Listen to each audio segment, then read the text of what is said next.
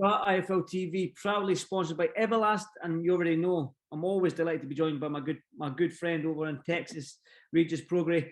Regis, you're deep into training camp now. You're less than a month to go. You've got 3 weeks on Saturday until you face Tyrone McKenna. Yeah. The interview we did when the fight was announced with you and Tyrone together got quite good reviews. A lot of people were enjoying the back and forth and the funniness. And it was serious, but there was also banter and fun. But Right. You're taking this 100% serious, though, aren't you? Yeah, I'm taking it serious, bro. I mean, I kicked up my training, even my train. Like, I know it's kind of cliche. Everybody say, "Oh, this is my best training camp." I won't say this is my best training camp, but this is like one of my training camps. I worked so like super hard, basically. You know, I can't say it's my best training camp. I mean, I don't even put a hand on my best training camp or nothing like that. But it's just like one of the training camps, like just how serious I am. Basically,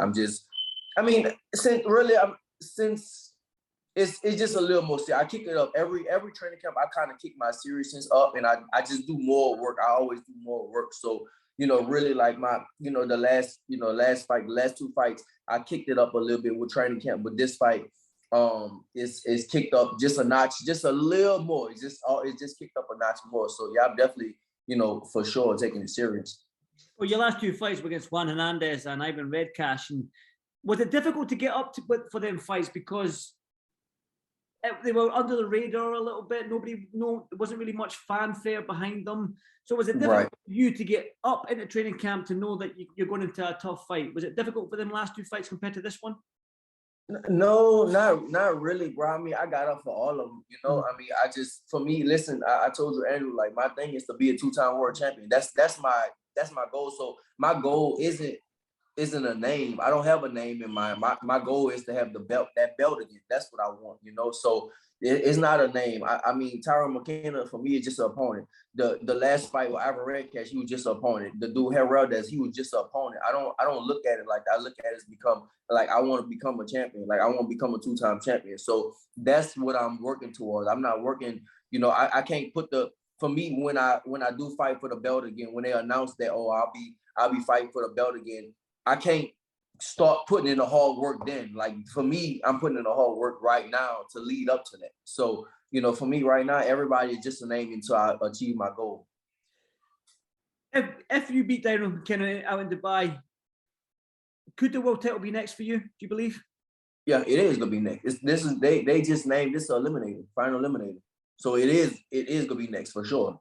So I'll be, you know, and that's kind of what one thing they promised me. They promised me that I'll fight for the world title again in 2022. And that must get you pumped up then. I mean, obviously, we obviously, you go on your Instagram, we can see you have fun life, man. You enjoy life, man. You're either skydiving out of a plane, you're flying helicopters, you're spear fishing, you're doing this, you're doing all this crazy stuff, quad bikes, motorbikes. You love life, but right now, even though you can see, oh, Regis has done this and he's done that, your sole goal is still becoming that world champion. Even though we can see on your Instagram that, yeah, you live a good life and you're loving life. You're taking Tyrone McKenna very, very serious, and the fact that this is now a final eliminator. How hungry are you now, though? Are you going to go out there and put on a clinical performance and go out there and try and stop Tyrone McKenna to put the rest of the 140-pound division on notice? That'll be the goal. You know, I mean, that for me, that's the goal. And that's the goal for every fight, not just Tyrone McKenna. Like I said, he's just a name. That's all he is. He's just a name for me. It's everybody, for me, everybody is in my way to becoming a world champion. And it doesn't matter who, you know, this is the latest person they putting on my radar. That's they put him in front of me, but it doesn't matter who at 140, it doesn't matter who you put in front of me in the world, you know. I mean, that is just, it doesn't matter. I want to be a 2-time world champion. And so that's what I'm going to do. It's nobody going to stop me. Well, speaking of Josh, and he's fighting, obviously, I will get your thoughts on Josh Taylor and Jack Catterall, but highly likely he's going to vacate come after Jack Catterall this weekend and probably more than likely move up to 147. So there will be a vacant belt there. When you look at the names right now that are probably Jose Ramirez, I think he might move up, although he's facing Pedraza. I'm sure still that fight's still going on. But there's still names out there. Jose Cepeda is there. There's some you and Jose Cepeda would be a great fight. You've got Sandro Martin who beat Mikey Garcia, the Spanish guy. So have you thought that far ahead and who you might face and who who you might be facing for this world title when it comes? I mean, for me, it doesn't matter. Like I said, it doesn't matter. I don't care. Like, I really don't care who they put in front of me to get that belt. Like, I'm going to get the belt again. So it doesn't matter who they put in front of me. If it's, I don't know. I mean, it's a lot of people in like the top 10, the top 5 that's in line for a lot of belts and stuff. But for me, it doesn't matter. Whoever they put in front of me, it's nobody going to stop me to becoming a champion for the second time. Let's say the ideal scenario: you beat TYRONE McKENNA, you get that world title shot in the summer. Let's say in 2022, you become a world champion again. Will you move up to 147 after that? Depends. That's a good question. You know, it really does depend. After that, man, you know what? The thing is, I'm in such a good spot right now because after I'm a world champion for the second time, you know, it's gonna be huge. I think it's gonna be real big money fights there. You know, and the 135, you know, you got 4 or 5 people in the 135 pound. They all say they coming up. Most likely, they all coming up, and they might be bigger names than the 147 pounders. You know, so I can go either route. I can stay at 140, maybe stay at 140, and then wait for the 135, the big name 135s to come up, and then maybe fight them, or I can go ahead and go to 147 and you know, fight some of the big names there and make a lot of money. So yeah, I mean, it all depends. It all depends. Or maybe see who else gets a belt at 140 and then unify or undisputed or something like that. But I can't really say. I mean, my main goal is to, you know, to be a 2-time world champion. After that, then I'll kind of decide. I'll kind of see where it goes, see where whatever flows, because I know it's gonna be a lot of big fights at 140 coming up in 2022 and 2023. That's very interesting because Teofimo Lopez sounds like he's going to move up, and who knows how long Devin Haney can keep making that 135-pound division. He's sort of similar to you. He ain't going anywhere in that lightweight division until he becomes world champion. Then he said he might move up to 140, but till then he ain't doing nothing until he's world champion at 135. But Teofimo is moving up. Doesn't matter where you are, Regis. Becoming a world champion at 140, you move up to 147. You got the Spence, Crawford, Ugas, Thurman, Virgil Ortiz. Do you know what I mean? It's a dangerous division. Even the young kids coming up from 140, the Lopez, Lomachenko might be a little bit too small for 140. Yeah, he might be low. You've got Richard Comey, you've got Cambosos, like Devin Haney, man. I mean, obviously you've been linked with Gervonta Davis. Yeah. It's like 2 or 3 fights, man. It's nothing but big fights for you coming into 2022. Right.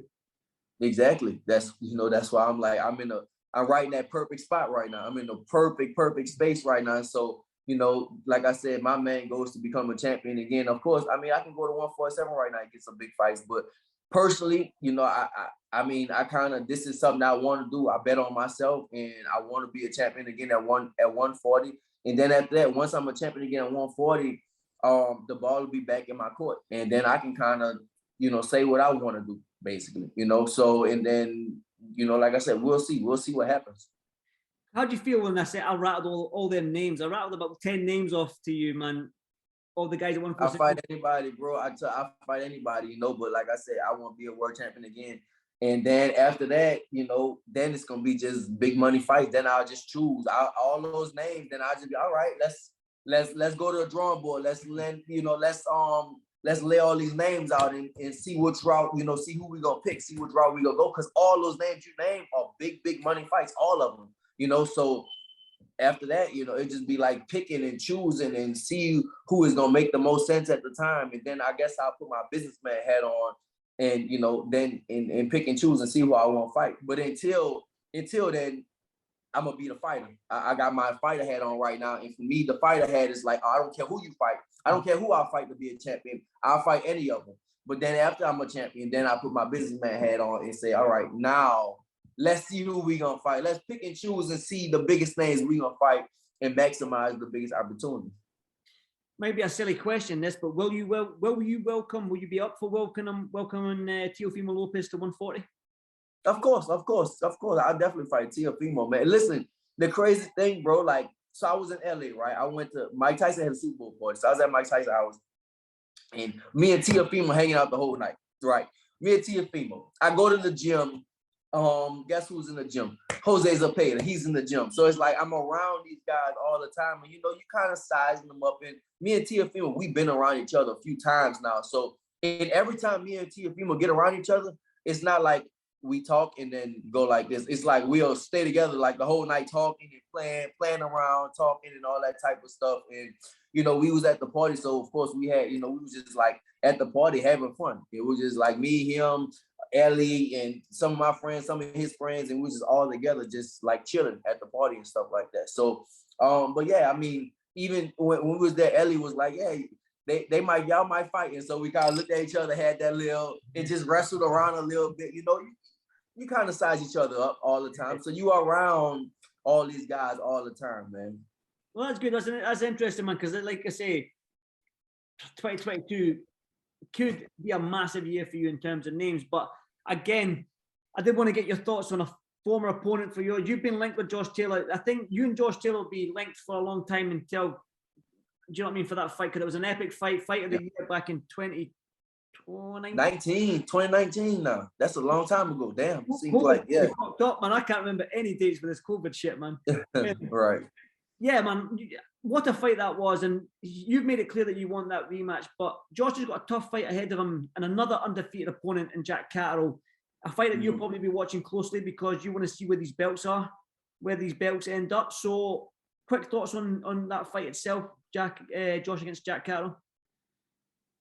I still got Josh, man. I mean, I think Josh is kind of he's a step ahead right now. I think right now he's just on. You know, sometimes fighters are just on right now, and it seems like he's kind of on. And then, you know, of course, his resume does speak for itself. I'm not gonna lie, I don't know too much about Jack Catterall. I know the UK. I talk to people out there. I talk to you. I talk to other people. And they said, look, this dude is not a pushover. You know, it's not about to be an easy fight for Josh. This is gonna be, you know, kind of a tough fight for him. And, you know, it's not gonna be just a walk in the park. So I mean, I don't know too much about it, but I'm going off what y'all saying. But still with that, I still think, you know, Josh should be able to. I think he should be able to win because I think he's on right now. Like I said, he's on and he has his sights set on, you know, that 147-pound division and, you know, big fights with Crawford or whoever he wants to fight. Can you if you're obviously, I don't know if you're a betting man, but how would you bet on this fight? Stoppage points? How would you bet? Man, I told you I never seen really Jack Catterall fight before, but I would think I would go with points for Josh Taylor. Like I said, Josh might vacate. Are you? I know the type of fighter you are, Regis. You probably you would want to be a champion again by taking the belt from the champion. Do you mind fighting for a vacant title? Does that? I mean, listen, if it happens, it happens. That's, you know, it is what it is. You know, I still want to be a champion. So if it's vacant, then I'll fight for the vacant and maybe defend or maybe let some of the other guys at 140 get a belt or two, and then, you know, it all depends. You know, I really can't tell. Like I really can't say what I'm gonna do right now once I get the belt. So, but yeah, I really don't know. But once I get it, then I'll get it, and like I said, maybe defend it, maybe fight, maybe let some whatever sanctioned body let them get a belt and then fight for unified if it's a big fight. But I think that I feel like after that it'll be way bigger fights. I think it'll be huge. Like I think it'll be huge fights out there for me. Once I'm a champion again. Just one final one from me then. It seems like there's been a lot of emphasis now with fighters inside the boxing community to become undisputed. I mean, the lightweight division, there's still Devin Haney and Kambosos to become who is undisputed because there's still that little grievance there. Josh Taylor won undisputed at 140. You've had Usyk up at cruiserweight. Now you've got Canelo at super middle. The way he done it, he wanted to become undisputed. Have you thought about becoming undisputed at 140? Has that crossed your mind? Not really, to be honest. Not really. I mean, it's cool. I think this is the world we live in right now. Everybody wants to become undisputed, you know, because it's only a few. Right now, it's only a few champions that's like in the history that's become undisputed. But it depends, man. I don't know. I mean, for me, you know, Floyd never was undisputed. You know, and Floyd is the biggest. I mean, Pacquiao wasn't undisputed either. Exactly. None of them was undisputed. And, you know, they was, you know, some of the biggest names the sport has ever seen. So, I mean, I'm not really worried about, you know, becoming like undisputed. That's just something that's really not on my mind. If it happens, then maybe. But I think that, you know, I do want to be a champion. I just want to be a world champion again. And then after that, look for big money fights. Look for real big money fights. That's kind of what Floyd did. Floyd had a belt. And after that, he just looked for all big money fights. Somebody else that had a belt, somebody there, a big name. And, you know, he defended his belt or whatever he did. And, you know, just grabbed a whole lot of money. You know, you don't, just because you become undisputed doesn't mean you're going to be super, super rich, you know? So Floyd did it his way. And I think, I don't knock the guys that's become undisputed, of course, but I don't know if I would want to do that. If I would want to stick around 140, because it's a lot, of course, everybody knows it's a lot of politics in the game that, yeah, you say you want to become undisputed, but what if I have to wait 3 or 4 years to try to fight for different belts and different sanctioning bodies? And I wouldn't, you know, I wouldn't want to do that. I definitely wouldn't want to do that, especially if the guys' names aren't big enough. So I don't think I would like even care about being undisputed. Maybe get a belt or two, but trying to get all 4 of them, it's a lot of politics that'll play into that. So I don't see myself. I can't say yes or no, but I just don't see myself, you know, doing that. Regis, as always, it's an absolute pleasure speaking to you, my brother. I'll see you out in Dubai. I'll be out there, so I'll see you out there for fight week. It's going to be interesting, you and TYRONE McKENNA face to face.